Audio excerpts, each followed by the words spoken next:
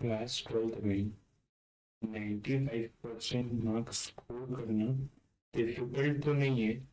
एक average student भी class 12th में 95 प्लस मार्क्स स्कोर करते हैं। डिफरेंस बस स्ट्रेटजी का है। Hello everyone, I am Mayank and in this video we are going to discuss how we score 95 plus marks in class 12. I will guide you the roadmap of class 12 to score 95 plus marks. So let us start discussions on them. सबसे पहला जो student mistake करते हैं वो क्या है? Student पढ़ाई तो करते हैं लेकिन क्या करते हैं? एग्जाम ओरिएंटेड नहीं करते। एग्जाम ओरिएंटेड और नॉर्मल पढ़ने में क्या डिफरेंस है बताता हूँ बेटा, एक सेकेंड रुकिएगा। नोट्स की रिक्वायरमेंट क्या है? आप ना एनसीईआरटी कर लो। सबसे पहला आपको एनसीईआरटी करना है, फिर आप पीवाईक्यू कर लो, प्रीवियस ईयर क्वेश्चंस कर लो। ठीक है, बच्चे क्या करते हैं? रेफरेंस मतलब राइटर्स भी पढ़ते हैं, एनसीईआरटी को इग्नोर कर देते हैं। ठीक, तो आपको एनसीईआरटी को इग्नोर नहीं करना है।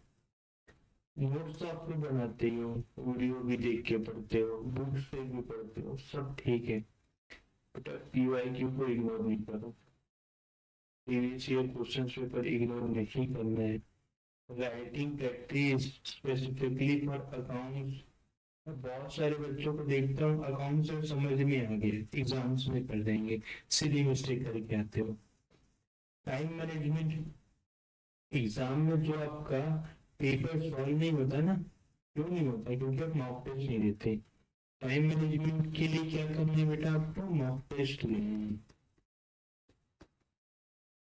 ठीक है, बोर्ड एग्जाम नॉलेज का नहीं, प्रेजेंटेशन और कंसिस्टेंसी का गेम है बेटा। आपके पास जितनी भी नॉलेज है आप वहाँ प्रेजेंट करके नहीं आओगे, आपको मार्क्स नहीं मिलेगा। आपको प्रेजेंट करने का आना चाहिए। ठीक है, प्रेजेंट करने का तरीका बहुत जरूरी है आपको आना। अगला, सबसे पहला चीज बेटा, आपको बोर्ड एग्जाम के पैटर्न को समझना है। सबसे पहला चीज है फोकस किसमें करना है?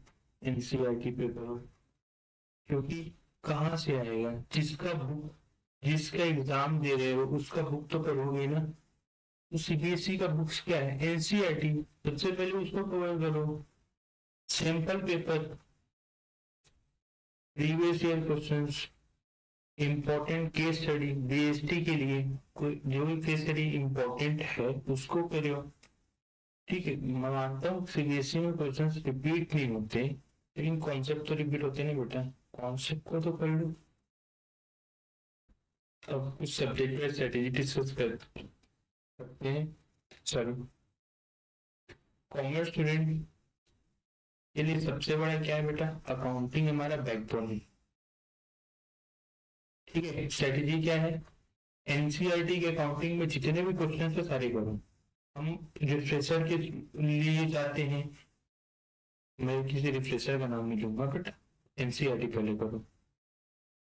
एनसीईआरटी के सारे इलस्ट्रेशंस कंप्लीट करो। जनरल एंट्री आपको एक थी 12th में अकाउंटिंग में मार्क्स स्कोर करने हैं। जनरल एंट्री की कॉन्सेप्चुअल अंडरस्टैंडिंग जरूरी है।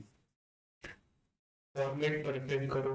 अकाउंटिंग में बेटा आपको फॉर्मेट के मार्क्स हैं, फॉर्मेट इधर उधर नहीं करना, तो फॉर्मेट आपको पता होना चाहिए। न्यूमेरिकल क्वेश्चंस की प्रैक्टिस डेली करो। अकाउंटिंग पढ़ने से नहीं आती, डेली राइटिंग से आती है। ठीक है, अकाउंटिंग आपको पढ़ के नहीं हो जाएगा कि ये पढ़ लिए, उससे नहीं होगा। बीएसटी कैसे करे सर? बीएसटी में तो याद नहीं करना है बेटा, बीएसटी में कीवर्ड्स को बस आपको लिखना है, एनसीईआरटी के लाइंस को लिखने हैं। पूरा याद करके लिखोगे सर? नहीं बेटा, दिक्कत, आप कीवर्ड्स को लिख लो। बहुत डेफिनेशंस और हेडिंग एग्जैक्ट एनसीईआरटी लैंग्वेज में लिखो। बट मैं पर्सनली एक चीज आपको बताऊं, आप डेफिनेशंस मुश्किल से मुश्किल आते होंगे ना आपके 3,000 मार्क्स के, और डेफिनेशंस को मैं तो रिकमेंड करता हूँ कि आप, यदि आपको 100 आउट ऑफ 100 है तो बात अलग है, अदरवाइज आप डेफिनेशंस को छोड़ सकते हो बेटा, इसकी लास्ट प्रायोरिटी है डेफिनेशंस को। इकोनॉमिक्स, न्यूमेरिकल क्वेश्चंस की प्रैक्टिस करना है बेटा, क्योंकि इकोनॉमिक्स में न्यूमेरिकल क्वेश्चन अच्छे खासे आते हैं। फॉर्मूलाज का रिवीजन करो, नेशनल इनकम पे बेटा, इसको ना कॉन्सेप्चुअली समझो आप नेशनल इनकम को, तो ग्राफ वगैरह की प्रैक्टिस कर लो मैक्रो इकोनॉमिक्स में, ठीक है। अब इंडियन इकोनॉमी का क्या है, इंपॉर्टेंट जो भी फैक्ट्स लग रहे हैं आपको उसको लर्न करो, गवर्नमेंट की स्कीम्स है, जो भी डाटा है, क्लियर थोड़ा ना उसके, मैं क्या रिकमेंड करता हूँ कि आप जहाँ पर पढ़ने बैठे हो ना, वहां पर इसके एक पेपर में बना लो और चिपका दो, क्योंकि आप ऐसे याद करोगे तो आपको नहीं होगा, आप वो देखते जाओगे तो आपको याद हो जाएगा। इंग्लिश के लिए क्या है, रीडिंग प्रैक्टिस है, राइटिंग फॉर्मेट्स वगैरह की राइटिंग प्रैक्टिस कर लो, लिटरेचर की क्वेश्चन देख लो, और सिंपल पेपर। बहुत लोगों को इंग्लिश में कॉन्फिडेंस रहता है आ जाएगा बेटा, 100 आउट ऑफ 100 ले आऊंगा, परसेंट मिल जाएगा, तो जो चीज इजी है उस पर पूरा मार्क्स लाओ, ठीक है। अगला क्या है, daily study time table.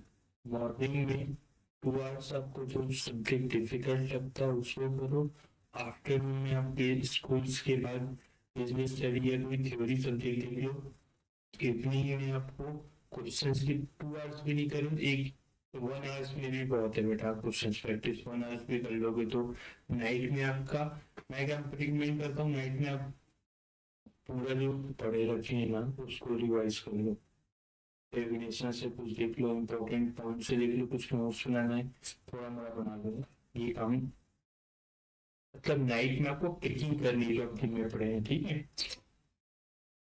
90 days formula क्या है, सबसे पहले तो आप फर्स्ट 30 डेज में यदि हो जाए वेल एंड गुड, मैं बोलता हूँ आप फर्स्ट 60 डेज 70 डेज भी लेके कर लो, कोई दिक्कत नहीं है, ठीक है, आप आराम से करिए, बट एक चीज मेरा ध्यान रखिएगा बेटा, यदि आप 95 प्लस के लिए टारगेट कर रहे हैं तो आप ना नवंबर तक आपका एट एनी हाउ आपके सिलेबस कंप्लीट हो जाने चाहिए, ठीक है, क्योंकि आपको मिनिमम बेटा 3 रिविजन के बिना आपका 95 नहीं आ सकता, ये मिस्टेक्स एलिमिनेट नहीं होगी तो 95 नहीं आएगा,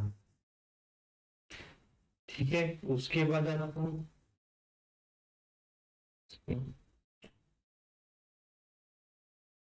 उसके बाद आपको क्या करना है, नेक्स्ट 30 डेज 40 डेज जितना भी आपके पास रिक्वायर्ड टाइम बच रहा है, आपको रिविजन करना है और पीवाईक्यू करना है, रिविजन करो और उसके पीवाईक्यू पूरा सॉल्व करते जाओ।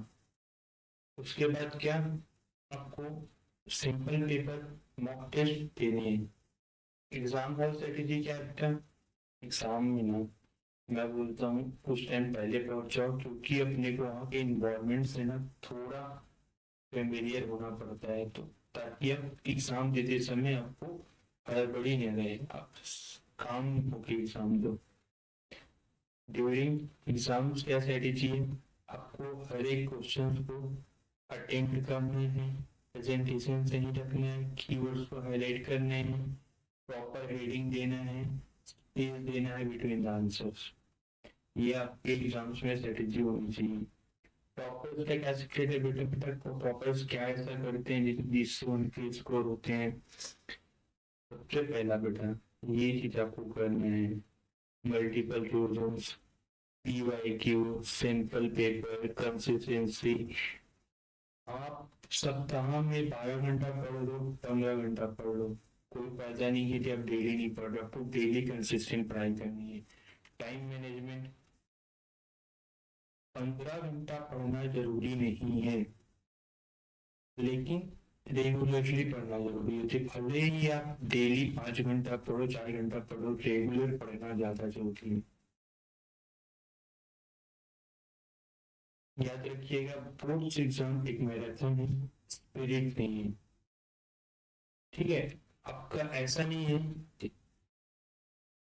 बोर्ड एग्जाम में आप आज पढ़ लोगे इससे काम नहीं चलेगा।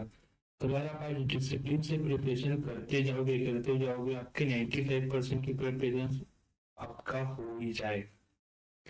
डिसिप्लिन बहुत जरूरी है आपको, यदि आप 95 प्लस मार्क्स स्कोर करना चाहते हैं।